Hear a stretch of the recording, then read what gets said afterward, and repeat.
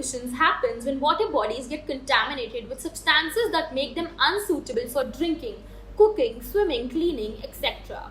The contaminants can include bacteria, trash, chemicals, and parasites. All forms of pollutions, like air and land pollution, eventually make their way to water sources. Algal blooms and marine debris highly contribute to water pollution. Algal blooms occur when excess nutrients like phosphorus and nitrogen flow from farms and industries into water bodies.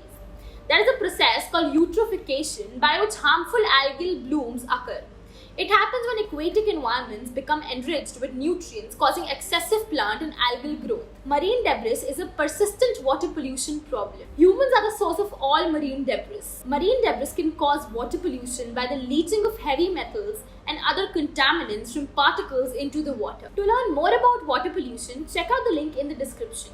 Make sure to like this video and subscribe the channel for more. Thank you so much for watching.